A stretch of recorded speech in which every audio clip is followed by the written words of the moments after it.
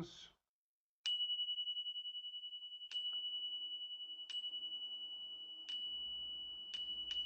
Grande Espírito, Grande Mãe, maestros e maestras da sabedoria de todas as eras, de todas as raças, nos abençoe, abençoe o grupo, nos ajude a ter insights, ter vislumbres e nos mantenham firmes na busca da verdade. Que assim seja, assim é. Rauch, Rauch, Namastê, alegrias. Então vamos lá, não temos perguntas, então vamos direto ao nosso estudos. Estamos no livro A Realização da Alma, né? Na página 105, para quem está acompanhando pelo livro. Quando o ego é deslocado e o eu superior está usando a pessoa, não haverá nenhuma necessidade nem liberdade de escolha entre duas alternativas com relação às ações. Apenas um único caminho se apresentará direta e inabalavelmente como o correto. Essa aqui é a maravilha de você já estar conectado, né? Com sua alma, com o seu ser divino, né? Aí você realmente já sabe o que é para fazer, sem dúvida, né? Não há dúvida nenhuma, né? A gente não fica naquela indecisão. O que é melhor fazer? Fazer isso, aquilo outro, não. Já sabe. É isso, né? E vai lá e faz aquilo que tem que fazer, né? Essa é a beleza. Seus pensamentos são guiados pelo eu superior, suas emoções inspiradas por ele, e suas ações o expressam. Assim, toda a sua vida pessoal se torna uma vida harmoniosa e divinamente integrada.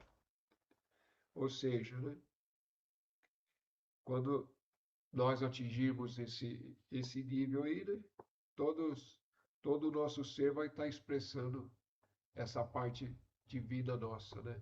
E aqui encarnado através do corpo, né? Essa é a beleza, né? Mas mesmo enquanto nós não atingimos esse estado permanente, é bom lembrar que nós, né, estamos sempre recebendo as intuições da nossa alma, do nosso ser divino, né? A gente não é permanente, mas a guiança está sempre presente, né? É só pedir e é só estar atento, né? Desde a hora que levanta, já entregar para o eu superior. A hora que vai deitar também entrega, e aí a guiança vai sendo quase que automática, né? Para a pessoa dessa consciência elevada e com ela identificada, o ego é simplesmente um canal aberto através do qual seu ser pode fluir para o mundo do tempo e espaço. O ego não é ele mesmo, como é para as pessoas não iluminadas, mas um complemento de si mesmo, obedecendo e expressando a vontade. Parágrafo aqui maravilhoso, hein? Muito, muito, muito, né? O ego, né, para a pessoa que já está com a consciência elevada, como ele fala aqui, ou está iluminada, ou está transcendida, né? O ego só é todos esse corpo, essa personalidade, todos esses corpos, né? Etérico, físico, astral, mental, né? E a própria personalidade que tem esse sentido de eu, está fluindo, né? É somente um instrumento para o si mesmo, né? O si mesmo, o eu superior, né? E que é você mesmo, né? É isso que é estranho falar, né? Porque enquanto a pessoa não está iluminada, não está liberta, não está desperta realmente, o ego, né, toda a estrutura egóica, personalidade, esses corpos estão influindo de um jeito ou de outro, né? De um jeito ou de outro. É fluxo de pensamento, é fluxo de emoções, de ser. E aí vai, né? O corpo querendo fazer a coisa, as emoções querendo fazer outra. A mente, por sua vez, não tem força para dominar todos eles, já está pensando em outra coisa e assim vai, né? Mas tudo isso é treino. Com o treinamento, tudo isso vai diminuindo, né? Quando você começa a voltar a sua atenção para si mesmo, né? Ou para o eu divino em si mesmo.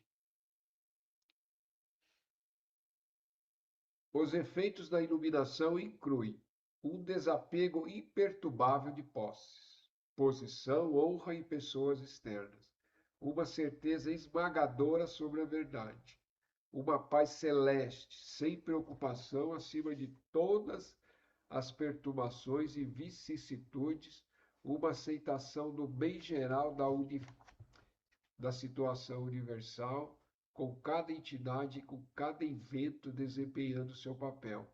Uma sinceridade impecável que diz o que quer dizer e expressa o que diz. Fantástico, né?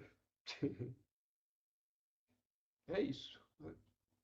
Mas enquanto a gente não atinge, nós não atingimos esse estado de permanência, né, nós vamos treinando o desapego, né? Até atingir o desapego imperturbável de todas as posses de honra, de eu sou isso, eu sou aquilo, eu sou não sei o que, eu sou, né? E aí tudo começa a fluir de uma forma natural, né? Toda a existência, né? Em todas as situações você vê como que era aquilo que tem que realmente ser, né? Por mais estranha que possa parecer, né? Ou por mais maravilhosa também que possa aparecer. São só situações acontecendo e nós, né, observando todos esses acontecimentos, né? E em paz, né? Em paz. Perguntas ou comentários?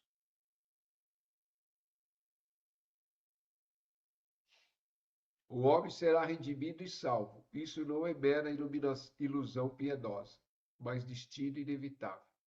A divina ideia do mundo não poderia ser realizada se essa redenção e essa salvação não fosse eventualmente possível e inevitavelmente certas. A ideia do mundo, né? O que é a ideia do mundo? É um projeto, né? Dentro da criação desse universo aqui para tudo e para todos, né?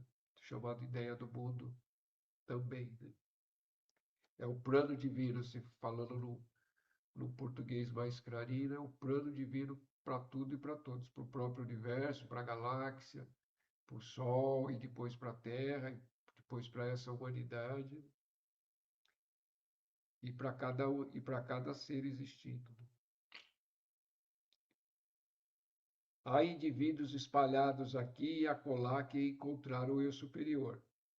É certo que toda raça também encontrará o eu superior um dia.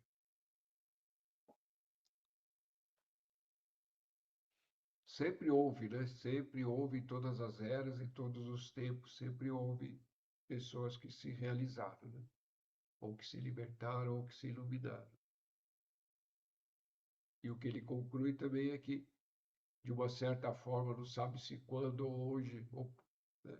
Toda a raça também vai encontrar o eu superior.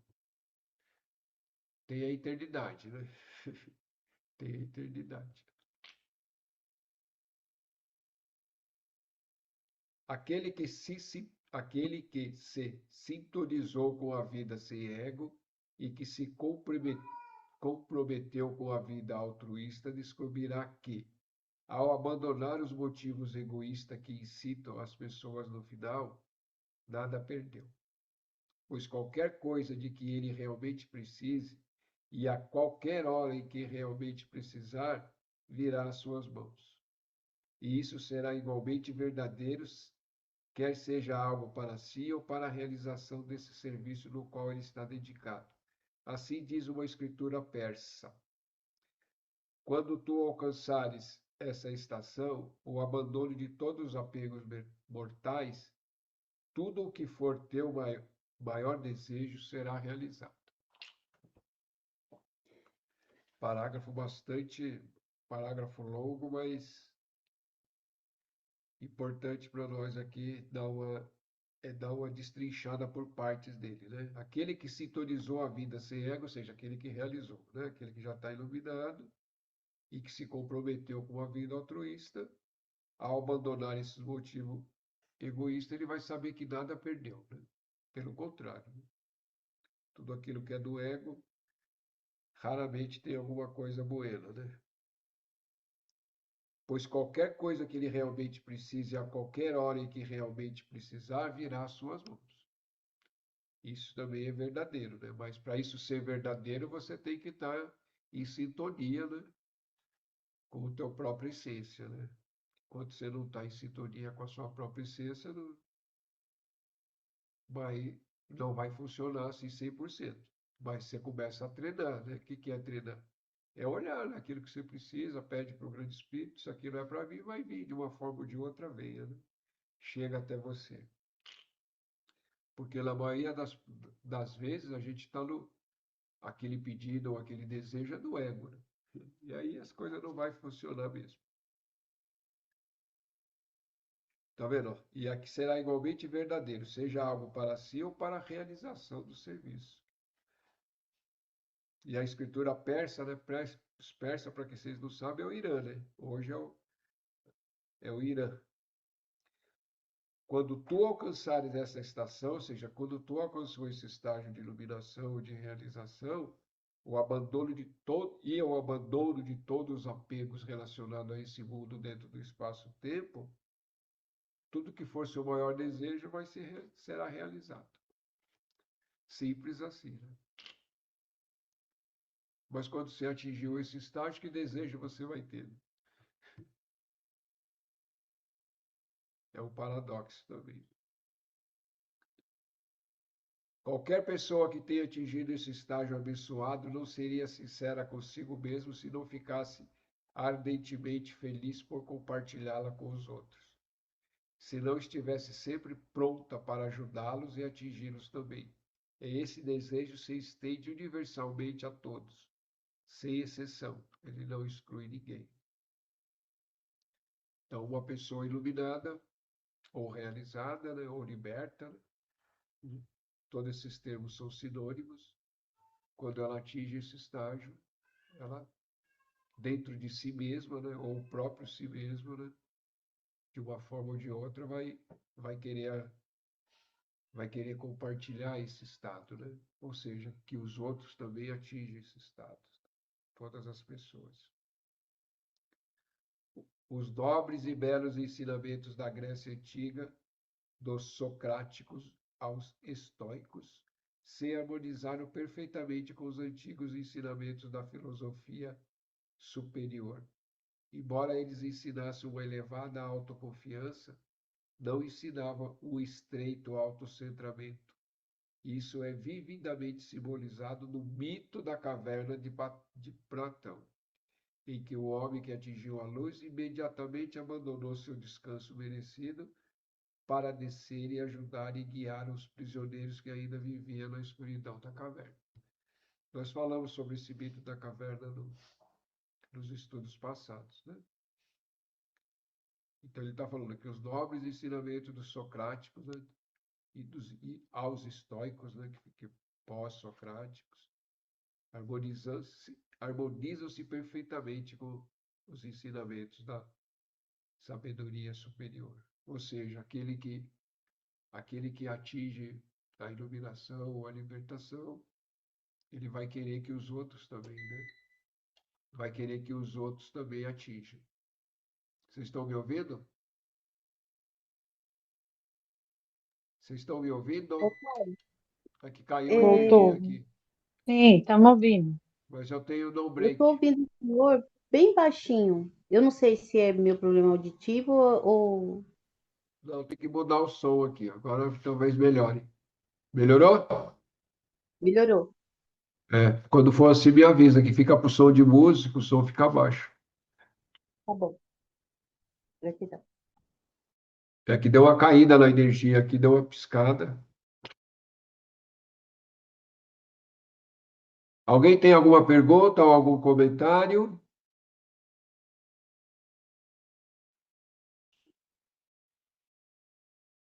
Ou a Opa, Débora fica. Alguém ia falar, por favor? é, sobre o que o senhor falou, dois parágrafos antes aí, quando a pessoa está realizada, ela não precisa fazer grandes esforços para a coisa chegar, para a situação acontecer diante do mundo, né? E aí eu lembrei até do livro também do Yogananda, que ele tem bastante passagens que ele fala sobre isso, né? Um exemplo mesmo que está lá, que eu lembro do capítulo, onde ele vai visitar um lugar e aí ele fala por mão dele que ele vai para esse lugar e ele não vai levar nenhuma rúpia, nenhum dinheiro, nada, e ele vai comer bem o dia todo, vai conhecer toda a cidade e não vai levar dinheiro nenhum porque ele não precisa. E aí o irmão dele duvida, obviamente, dele disso, né? Fala, como você vai para lá? Tem que pegar trem, tem que comer, tem que isso e tal. Aí o irmão dele até fala, né? Se isso realmente acontecer, eu vou me tornar seu discípulo. Aí ele vai, chega na estação de trem, aí tem um cara que oferece passagem para eles. Aí eles vão para essa cidade. Aí chegando lá, duas pessoas importantes de príncipe, alguma coisa, ia receber um banquete no Ashara, e aí essas duas pessoas não vão. Eles são convidados para ir no lugar dessas pessoas. Aí tem lá um banquete imenso para eles. Aí chegando de novo, aí tem um cara que trabalha com charrete para conhecer os lugares, pega e convida eles também para passear e conhecer todos os lugares na cidade. Aí é o momento que o irmão dele se torna discípulo dele, né? Aceita a se tornar discípulo dele. Tem a ver com esse parágrafo aí. Sim, total. Bem lembrado essas passagens. Eu me recordei dessas passagens. Sim, sim, é isso mesmo. É, então, quando o ser ele já atingiu essa plenitude, as coisas acontecem. Ele não precisa nem desejar. As coisas que têm que acontecer vão acontecer e as necessidades são naturalmente supridas, né? Seja elas lá qual for, ou pelo serviço que ele está prestando, ou, ou as necessidades pessoais dentro da própria existência daquele ser no corpo físico. Isso é tranquilo. Isso as coisas chegam. O Yogananda também, ele tem aquela passagem, né, que ele estava lá, precisava não sei quanto, acho que era US$ 5.000 naquela época, né, e senão ia ter que fechar lá o Ashram, que ele estava lá naquela cidade, ali, não sei se era na Califórnia, sei lá onde. Aí ele ora para a Mãe Divina, não, Mãe Divina, né, vai fechar aqui, ajuda. Ele acaba de pedir, aí liga uma mulher, ó, tô mandando uma doação aí, um cheque de US$ 5.000 na época, né, que não é pouca coisa. E assim vai, é assim que funciona. É assim. Só precisa acreditar, mas acontece com a gente também. Só precisa acreditar, né? E ter necessidade real, né? Necessidade real dentro do espírito, as coisas vêm. De uma forma ou de outra, vem, chega até você. E você nem acredita, fala, não é possível, mas chega. Seja lá o que for, né? Que é realmente necessário, chega. O adepto fica realmente feliz quando o aluno entra na plena realização do reino do céu, pois quem quer que o encontre naturalmente deseja compartilhá-lo com o outro, né? Adepto também é uma das palavras de um ser que já está realizado ou já está no estágio quase que perfeito de realização, né? Então, esse é um termo usado muito na teosofia e dentro do ocultismo. E o reino do céu também é uma expressão, né? O reino do céu está dentro de cada um, né? É quando se volta para dentro de si mesmo, a mente se recolhe e você acessa os mundos mais sutis, né? Os mundos superiores ou a própria mente divina. Agora entramos aqui no sexto capítulo, né? A jornada interior. Então, é um novo título, um novo capítulo. Então, vamos lá, aqui, nessa jornada interior aqui, que é o que nós estamos fazendo, né? Seja com medicina, seja através do estudo, seja através de meditação, de pranayama, que é a respiração, ou qualquer outra técnica aí que alguém esteja exercitando. Mas seja a técnica qual for, né? O objetivo é sempre o mesmo, né? Apaziguar a mente e transcender, né? Então, Todas as possibilidades são válidas. A própria ideia de uma busca envolve uma passagem, um movimento definido de um lugar para o outro. Aqui, claro, a passagem é realmente de um estado a outro. É uma sagrada jornada, então aquele que nela está engajado é um verdadeiro peregrino. É como em muitas viagens, dificuldades, fadigas, obstáculos, atrasos e seduções devem ser encontrados no caminho. Sim, e aqui com certeza também haverá perigos e armadilhas, oposições e inimizade. Sua intuição e razão, seus livros, seus amigos, sua experiência e seriedade constituirão eles próprios seu guia nessa viagem. A outra característica especial a ser observada é uma jornada de volta para casa. O pai está esperando seu filho. O pai o receberá, alimentará e abençoará, né? Óbvio que essas últimas frases aqui é tudo simbólico, né? Então é isso. Essa busca nossa é uma mudança de estado, né? Dessa mudança de estado totalmente focado no ego, na personalidade, para uma possibilidade, né? Ou seja, para um estado mais transcendente, para um estado onde a mente búdica está em atividade, e essa mente búdica estando em atividade, você tá ao mesmo tempo aqui presente na Terra e ao mesmo tempo tem acesso aos mundos sutis, né? Aquilo que é transcendente, aquilo que transcende esses mundos aqui. Não só o astral, né? A lei do astral, né? A lei do astral e a lei do mental, do próprio mental. E ao mesmo tempo estando aqui, né? Existindo dentro do corpo mental, dentro do corpo astral e etérico físico.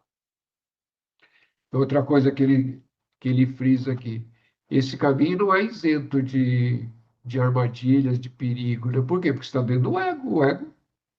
O ego é uma maravilha dentro dessas coisas todas que existem, né? E sempre lembrar que a gente está sempre atuando dentro daquelas três forças, né? Lembra das gunas? Os hindus chamam de guna, mas não precisa chamar de guna, ou seja, qualidades da matéria, né? Sattva, Raja e Tamas, né? Ou seja, inércia, que é repouso, né? A tendência para não fazer nada. Não é só isso, mas tem muito mais coisa. E Rajas, que é movimento, né? Que está sempre botando em ação, fazendo movimentar, né? E Sattva, que é o equilíbrio, aonde está equilibrado, aonde está harmonioso, né? Então, se for pensar em porcentagem, né? 33% dos nossos corpos tende a não fazer nada, tende a ficar em inércia ou estabilizar no ponto que chegou. 33% dos nossos corpos tende a buscar movimento, né? Buscar uma ação. E 33% tende ao equilíbrio, à harmonia. E eles estão sempre em movimentos, né? Não é estático, uma hora está mais um, outra hora está mais outro. Então, é estar sempre percebendo. E a nossa mente também, o corpo mental, por que que eu estou falando isso? Porque isso é importante. Porque o nosso corpo mental também está assim, aquilo que a gente chama mente, até essa mente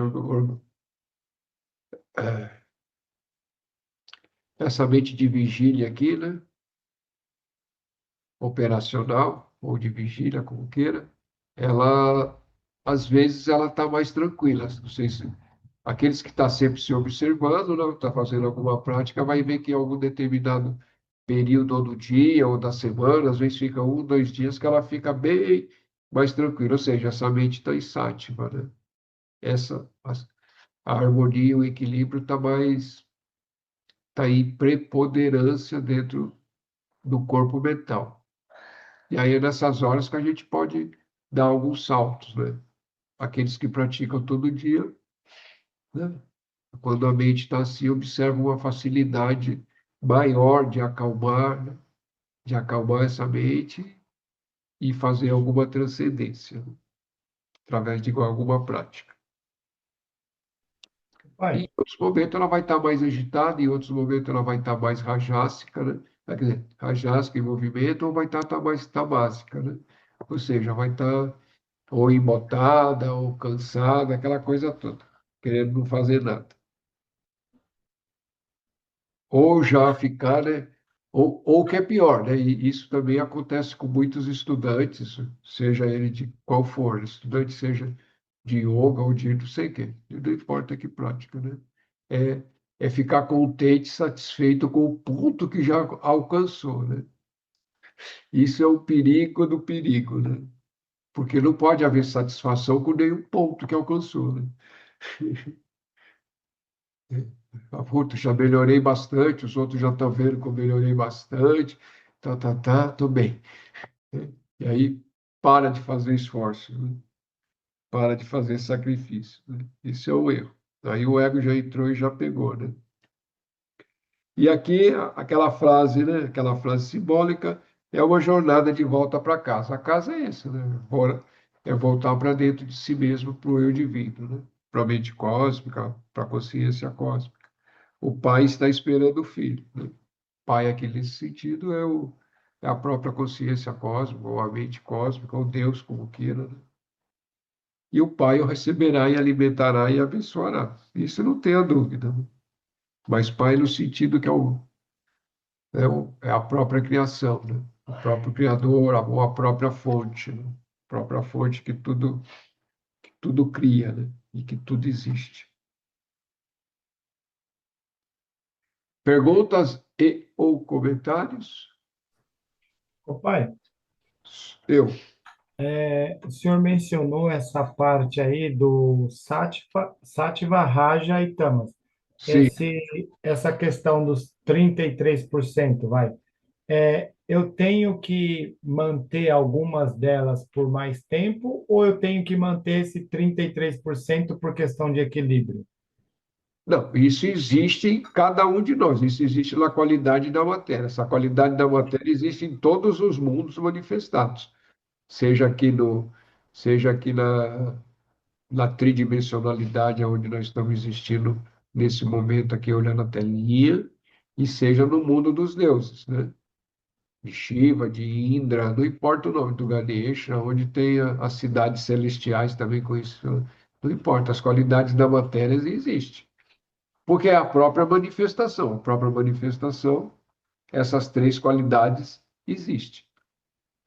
Agora, não, mas eu entendi sua pergunta. Só estou ampliando um pouquinho mais.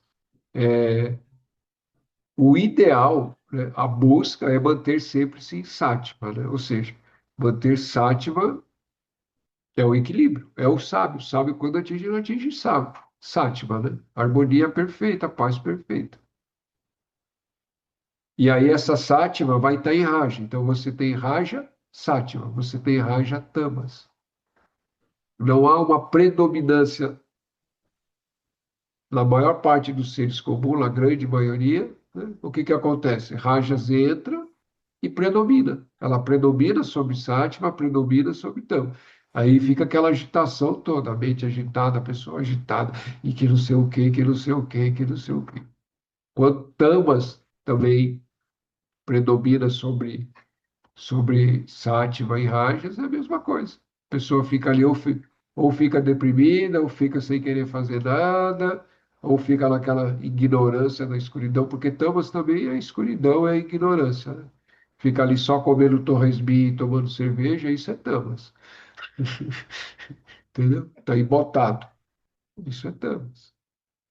É isso. Consegui Entendi. responder, Alex? Conseguiu. Então é isso. A busca é sempre de Sátiva. Ótimo. Gratidão. Quando atingir sátiva e se manter em sátiva, estando encarnado, isso é permanentemente em sátiva, né? Isso é iluminação, isso é realização também. Não há nada mais importante na vida do que a busca com B maiúsculo, né? E chegará o tempo no qual o estudante descobre que não há nada mais agradável também. E isso é inevitável numa busca, cuja natureza essencial é a infinita harmonia e a paz contínua, né? Infinita harmonia e paz contínua é sátima. nenhum objeto, pessoa nem prazer mundano poderá conferir a satisfação experimentada na união do eu superior. Aqui também já ajudou a responder a pergunta, né? Então, segundo o Pibira e segundo os maestros, dentro da nossa existência, não há nada mais importante do que essa busca de retorno dentro de si mesmo, né? Busca a si mesmo. Então, não há nada mais importante. Eu sei que é estranho falar isso, mas nada é mais importante que isso, né? Nem família, nem isso, nem aquilo, nem carro, nem aquilo outro é mais importante do que a própria busca. E quando eu falo a família, é entender, né? Não vai entender errado, né? Entender que a busca é superior à tua própria família, seja essa que família que for, né? Mas isso não quer dizer que você tem que largar a família, abandonar a família, coisa, não. Você tem a família, você cuida da família, paga todas as contas, faz tudo o que tem que fazer. Mas dentro de si mesmo, você sabe que a busca, a união com o seu ser interno é mais importante do que isso. É estranho falar isso, né? Mas é assim que é. Porque senão, em algum momento da busca, porque aconteceu uma coisinha ali na família, aconteceu um negocinho, aí para a busca. Tudo bem, é o direito, é o livre-arbítrio, para, mas lá se foi mais uma encarnação, né? E assim vai, né? Mas tem a eternidade, né? Só que cada vez que você para, tem dor, né? Cada vez que você para, vai ter dor. A dor vai. Por quê? Porque esse planeta nosso, nessa dimensão que nós estamos, o aprendizado aqui é através da dor. A não ser que você aprendeu e já sabe que aqui o aprendizado é através da dor, você não espera a dor para aprender, né? Mas quando você está verdadeiramente na busca, né, as coisas vão acontecendo de tal forma um pouco mais harmoniosa, né? Mas mesmo assim pode acontecer que você tenha um karma lá de outras vidas, lá de milênios, e que precisa ser corrigido, e alguma dor vai vir também. Mas aí paciência, né? Aí você já sabe, aí você só olha para a dor e está tudo bem. Só é uma dor, né? A própria consciência em si mesma não pode sentir dor, né? Quem vai sentir alguma dor é o corpo físico ou emocional ou o próprio mental. Vai entender como dor.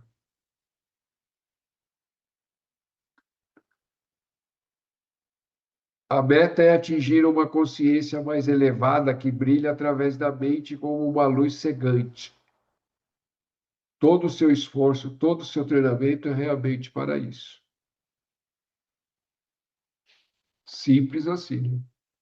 Atingir um nível de consciência que brilha através da mente, ou seja, que alcançar a mente búdica, né? A mente superior, a mente abstrata, né? Aí nesse estágio aí, mesmo estando encarnado, você reconhece a luz, né? Percebe a luz. E vê se suporta ela um pouco, né? Então aqui, todo o seu esforço, todo o seu treinamento é realmente para isso. Tudo isso que nós fazemos é para isso. E muitas vezes nós alcançamos esse estado de iluminação através de práticas, né?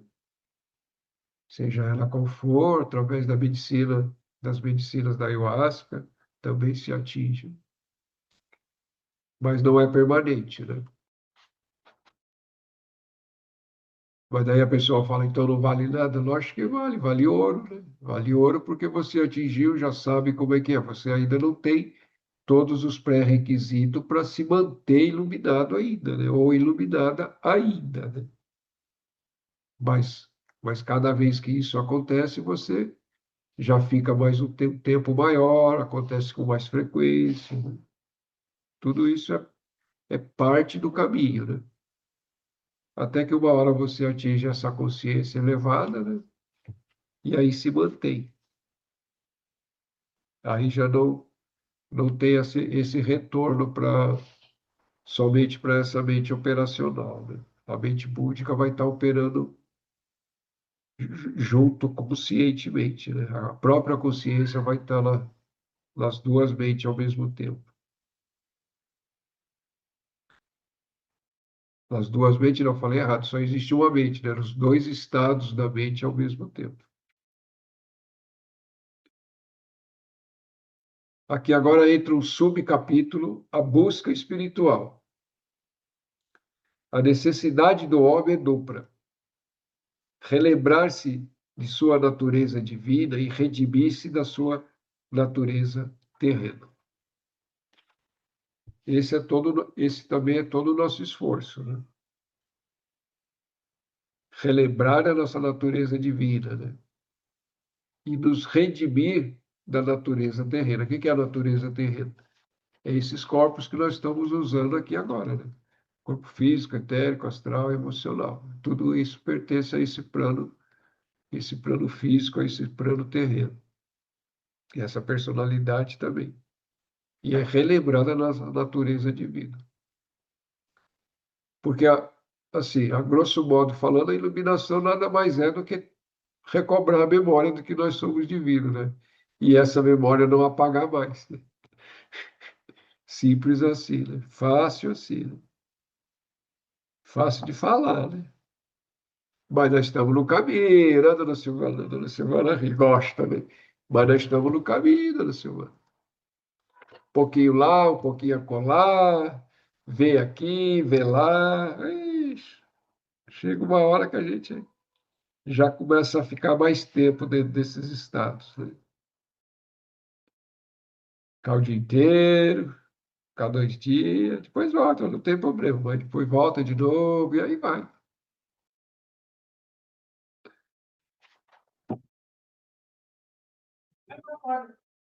O gato tá gritando aqui. O amor pelo eu superior é o cavalo mais veloz que pode levar-nos ao destino celestial, pois quanto mais o amamos, menos amamos o ego e seus modos, né? Isso aqui, esse aqui é o pré-requisito do pré-requisito de todos os requisitos. Sem esse pré-requisito, nós nem estaríamos aqui estudando, né? O amor pelo divino, por aquilo que é transcendente, né? Ou pelo próprio eu superior, é o cavalo mais veloz, ou seja, a aspiração pelo divino dentro de si mesmo, né? Quando aquilo já está bem implantado e aquilo já não tem mais dúvida nenhuma, e a aspiração é ardente também, é falado esse nome, né? Aspiração ardente, né? Aí, aí segue, porque se essa aspiração realmente não for ardente, quando fala aspiração ardente, é sincera, né? Está todo o seu ser, todo o seu conjunto psíquico de corpos, né? Está nessa busca, né? Está nessa aspiração. Quando essa aspiração realmente está implantada dentro do ser, a realização é questão de tempo, né? Isso não quer dizer que pode ser numa vida só, mas é questão de tempo. Já não vai mais levar centenas de vidas, né? Alguém tem pergunta ou comentários?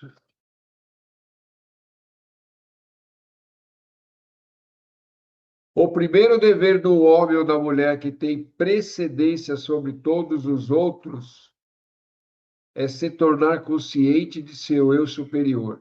Esse é o mais elevado dever de todos e os outros devem curvar-se adiante dele.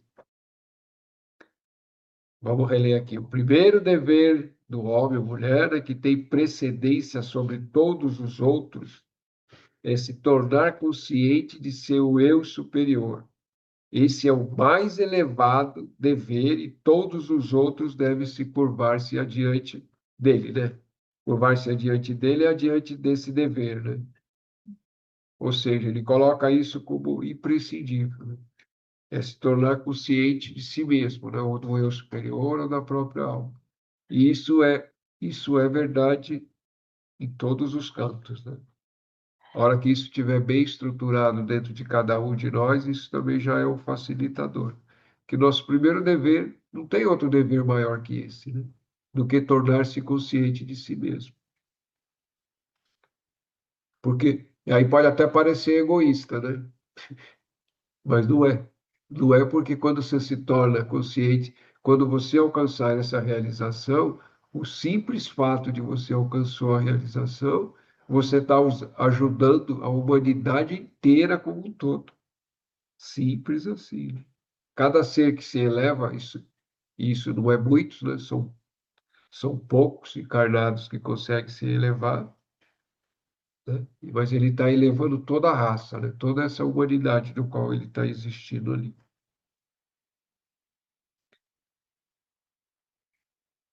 O que ou quem está buscando a iluminação? Não poderia ser o eu maior, pois ele em si é da natureza da luz. Então só resta o ego. Esse ego, o objeto de tantas denúncias e difamações, é o ser que, transformado, ganhará a verdade e encontrará a realidade, ainda que deva render-se completamente no final como preço a ser pago. É interessante, né, a frase, né? Porque quem que está buscando? Não pode ser o próprio eu divino, não pode estar buscando, porque ele já é da própria natureza, né? Ele já é a própria existência, então ele não pode estar buscando. Então, o que está buscando é essa consciência, né? Essa consciência que também é divina, mas ainda dentro desses corpos aqui. Ou seja, tudo que nós estamos fazendo é reconhecer-nos, né, como seres divinos. Então, toda essa parte egóica aí, ela vai se render no final, mas é bem no final, viu? Enquanto não houver um final, não vai se render, não, né? E é isso que é um paradoxo, né? Porque daí lá, na rendição final, o próprio eu divino se permanece, né? Toda a estrutura se permanece. Mas, ao mesmo tempo, ele não deixa de existir, né? Uma parte continua existindo, mas como instrumento desse eu maior, desse eu superior, que é cada um de nós aqui mesmo, né? Eu gosto de explicar isso várias vezes e acho que isso é importante. É que o próprio eu divino, né, essa consciência que está aqui existindo, que está falando, cada um de vocês que estão aí percebendo, já é esse ser divino, né? É a própria existência, a própria consciência existindo. O que que acontece? Há uma identificação com os corpos e com os sentidos e com o mundo, né? Lembra disso? Isso é sempre bom relembrar. Quanto mais se relembra, melhor, né? Tomar essa memória. Que essa consciência está refletindo na mente, a sua mente, por sua vez, né, espalha essa luz através dos órgãos do sentido, através dos órgãos do sentido, observa-se o mundo, objeto, formas, pessoas, tá lá, que por sua vez retorna para dentro, vai para a mente, mas sem essa consciência, nada disso seria possível, né? Então, a própria consciência já é. O que precisa é tirar todos esses entulhos, né? E perceber-se a si mesma como sendo o que sempre foi, né? Eu sei que é complicado e assim o entendimento às vezes pode parecer complicado, porque as palavras não ajudam, né? Nossas palavras não ajudam e aí fica parecendo um jogo de palavra que não leva a lugar nenhum, mas não é isso não. Traduzindo, cada um de nós já é o próprio ser divino existindo. Sempre fomos, sempre seremos, né? O que precisa é reconhecer-se a si mesmo como sendo, né? E manter esse reconhecimento. Porque nós estamos tão identificados com isso, com aquilo, com a personalidade, né? Porque desde criança já foi treinado. E são centenas de vidas que esse núcleo egóico foi armazenando também de informação, né? De coisa, tá, tá, tá, tá, tá, tá. Quando a luz da consciência ilumina esse ego, né? Que está em formação, Se ela própria não se reconhece como sendo divina, ela simplesmente ilumina e se identifica, né? Se identifica com esse sentido do eu egóico, né? Do próprio mundo, né? E aí, a hora que tira tudo isso, o que sobra? A própria consciência. E o que é a própria consciência? É cada um. É cada um existindo. Mas enquanto você não tem um vislumbre disso, ou tem um insight disso, a compreensão parece estranha.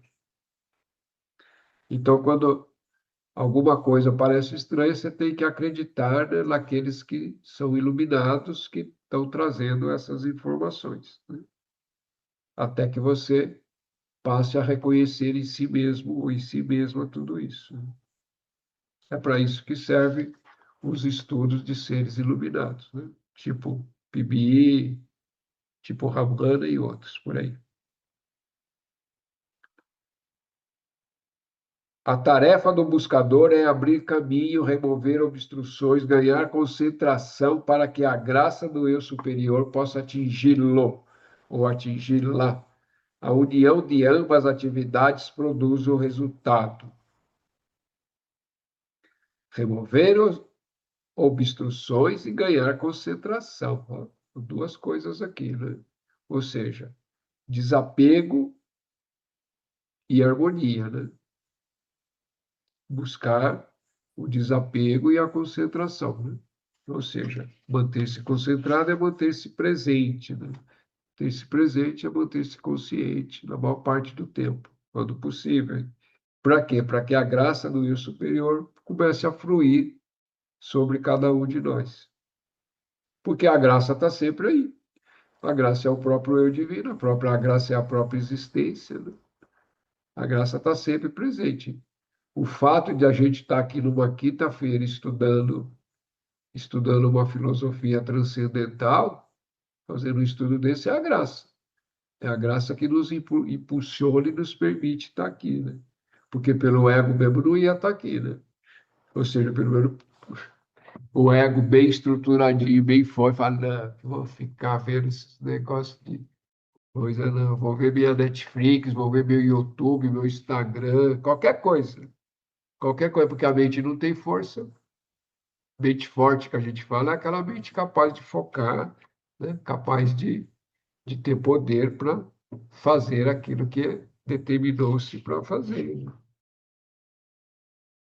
A mente fraca é dispersa, com as forças, essas forças, aquelas forças das qualidades da matéria que nós acabamos de falar, elas entram e dominam as predisposições, entram e dominam, a pessoa vai fazendo qualquer outra coisa, menos aquilo que é realmente necessário. O que é realmente necessário?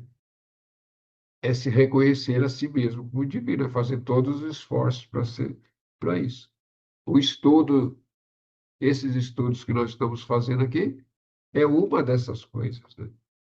Não é a única coisa, mas é uma dessas coisas. E tem a sua importância porque nos mantém sempre reciclando o conhecimento e sempre nos colocando de frente novamente ao conhecimento. Porque, às vezes, na correria do dia a dia, naquilo que a gente fala, né, na vida, nessa vida que a gente chama de normal, vai para lá, vem para cá, trabalha, estuda, blá, blá, blá, blá, blá, blá, blá. Às vezes você nem lembra do eu superior, nem lembra do si mesmo, nem lembra que é uma consciência, né? Aí, pelo menos uma vez por semana, você está aqui restabelecendo esse contato, né, com esse conhecimento, né? E mesmo aqueles que têm prática diárias, esse conhecimento refresca a memória também, porque a memória vai vai se diluindo também, né? Então, essa é a importância. Óbvio que só o conhecimento, só esse estudo aqui não vai levar ninguém à realização. Só isso não. Mas também sem isso é pouco provável que se atinja, né? Porque a realização é o conhecimento, né? É o conhecimento de si mesmo, que é o conhecimento das verdades, né, eternas, né? É todo um trabalho, então. Traduzir é todo um trabalho. A gente já estudou isso inúmeras vezes, né? Desapego, busca de conhecimento, práticas, é tudo isso junto que vai nos levando a, a cada vez ter mais insights, a cada vez ter mais vislumbres. Certo, Carlan? O que foi que eu falei?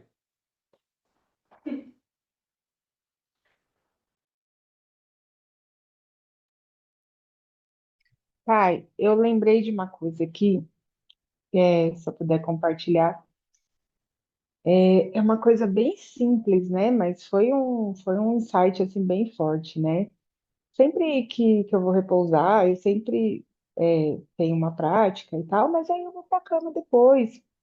E aí eu costumo fechar os olhos, né? E ficar ali internalizando aquela prática. E aí aconteceu uma coisa muito, muito legal, eu achei, né? Que não tinha acontecido isso ainda quando eu fui repousar. Eu fechei os olhos, né? Tava tudo escuro o quarto, mas eu tava de olho aberto, né? Tinha uma semi-luz. E aí eu fechei os olhos. E aí eu percebi que todas aquelas imagens que estavam na semi-luz dentro do quarto, elas ainda existiam, mas eu estava com os olhos fechados. Elas ainda existiam. E aí eu fiquei observando aquilo, né? E aí, em algum momento, essa observação, ela criou uma sensação, um pano de fundo, que eu não consigo explicar, né? Mas essa sensação e esse pano de fundo era muito forte. E aí tinha uma mensagem muito forte, muito nítida, não uma mensagem auditiva, uma mensagem de percepção, estou querendo dizer, né? De que tudo existe na sua mente. Isso é óbvio, a gente sabe disso porque a gente estuda isso, a gente fala sobre isso, né? A gente teoricamente sabe de tudo isso, mas esse pano de fundo, a percepção, a mensagem perceptiva era muito intensa, de que tudo existia na sua mente. E era esse pano de fundo que estava dizendo, estava percebendo tudo isso, né? De que tudo existia na sua mente. E aí tudo aquilo que era o meu quarto, mas eu estava de olho fechado nessa percepção, começou a desaparecer, porque não existe, é ilusão. E aí eu fiquei pensando muito sobre isso depois que aconteceu isso, né? O real sentido do que é ilusório, né? A nossa mente agora eu tenho certeza que a nossa mente é um sentido também, né?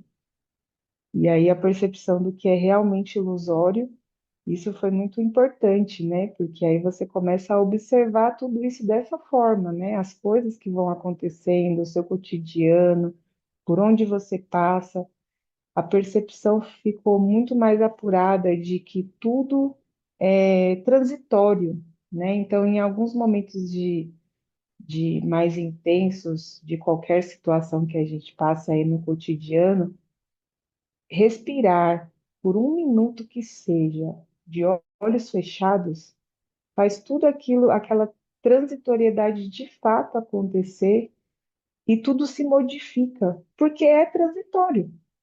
Sabe? Não se modificou porque você exerceu um poder supremo sobre aquilo, você fez uma ação suprema sobre aquilo.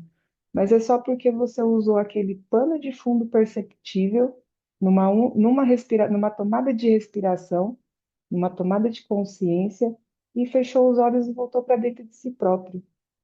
Isso foi incrível. Eu queria compartilhar isso com vocês, porque eu acho que é um treino É cotidiano um assim insight, né?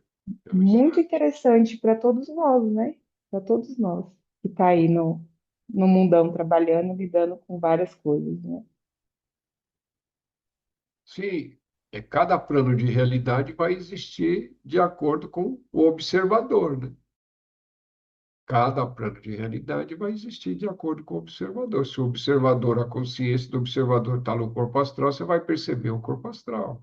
Tiver no, tiver no reino dos deuses, mas e o teu corpo, você tem um corpo para instalar, observação. Tem um observador, né? Sem o observador, aquilo não existe, né? É complexo isso. Quer perguntar alguma coisa, Dini? Não, eu gostaria de compartilhar também uma coisa que, assim, eu sou muito nova em tudo, eu estou sempre aqui aprendendo e às vezes tô olhando um pouco de redes, ou dou um Google em alguma coisa, mas como é muita demanda, eu tento não ficar também me bitolando para não ficar louca, senão eu dou uma surtada. E ela falando agora, essa coisa que é tudo na nossa mente, eu lembrei de sábado, acho que foi sábado, não sei se foi sábado ou foi domingo. Eu estava trabalhando, acompanhando o jogo da represa Guarapiranga, e aí do nada eu olhei para o lado e eu vi uma fumaça vindo assim. Fumaça. Aí eu olhei para o jogo, aí eu olhei assim para trás e vi se tinha alguém fumando ou se tinha queimando alguma coisa, né? Falei, vai saber. Aí eu olhei assim, não vi ninguém fumando, eu não vi nenhuma fumaça, tipo, saindo de nenhum lugar, né? Que estava acontecendo o torneio. Aí eu virei para a mãe que estava do meu lado, eu falei, nossa, você viu aquela fumaça ali? Aí ela olhou e falou, não, não tem nenhuma fumaça, eu não vi nenhuma fumaça. Aí eu, tá bom. Aí, tipo, na hora eu me liguei assim, tipo, eu falei, meu, alguma coisa de errado não dá certo. Depois eu vou dar uma pesquisada. Aí eu passou e tal, fumaça, né? Aí continuou o jogo e depois eu fui ver que, não sei se está certo também, acho que você pode me explicar melhor, que quando a gente vê fumaça, que os espíritos, eles se, como é que eu vi? Que eles se comunicam através da fumaça, eles vêm através da fumaça, alguma coisa assim. Eu falei, ah, não é presença espiritual, tipo, tá tudo ligado. Eu gostaria até que você me explicasse um pouco mais sobre essa questão da fumaça. É uma experiência, é o que a gente chama de experiência mística, né? Você está percebendo um outro plano de realidade. Agora, o que que a fumaça pode estar indicando para você é complexo, né? Eu falar, porque essas coisas você tem que perceber dentro de você mesmo, o que que aquela fumaça significa para você, né? Se é uma obstrução, se é uma ilusão, entendeu? Porque senão eu fico aqui colocando, não, fumaça é isso, fumaça é aquilo. Em outro momento, a fumaça pode simbolizar uma outra coisa, né? É, porque quando você põe no chat GPT aparece um monte de coisa. Não. É, se a gente começa a perceber as coisas acontecendo em outros níveis, não vai ter só fumaça, né? Vai ter outras coisas também. Com algumas buenas e outras nem tão buenas, né?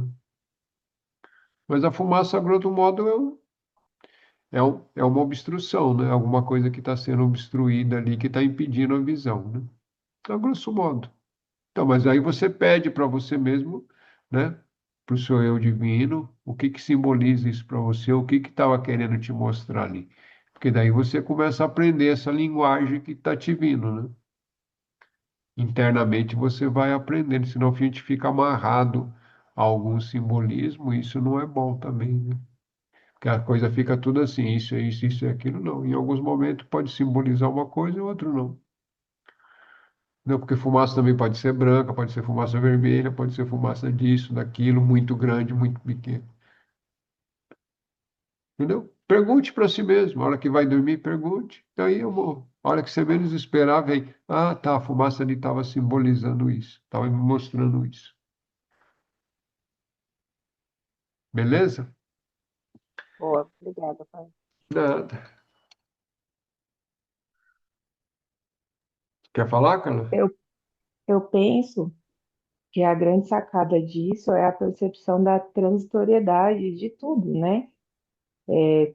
Tudo tem essa transitoriedade e a gente tentar ficar o máximo de tempo, eu sei que às vezes é muito difícil, né? Todos nós sabemos que é muito difícil, mas é perceber essa sacada de dar uma respirada, fechar os olhos, o sentido que a gente mais recebe informação é o sentido visual. A gente recebe muita informação visual, né? Acho que mais do que qualquer outro sentido. Então, essa sacada de fechar os olhos por alguns segundos me parece que traz a gente de volta naquela presença, Isso. né? E aí a gente percebe de fato essa transitoriedade de tudo, seja lá o que for, coisas boas, coisas não boas. E aí você se mantém, pelo menos por alguns segundos, você se mantém testemunha do que está acontecendo, né? É a manutenção dessa testemunha. É isso. Grato pelas palavras, Carlita, mas é isso mesmo. Então, quem se sentir confortável, fechar os olhinhos aí 30 segundos.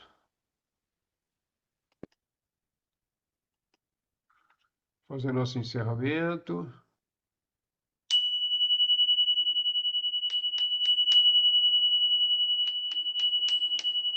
Grande Espírito, Grande Mãe, maestros e maestras da sabedoria de todas as raças, de todas as eras. Abençoe o grupo, nos abençoe, nos ajude a ter vislumbres, compreensão, insights, e nos mantenham firmes na busca da verdade. Que assim seja, se é, Rausch, alegrias.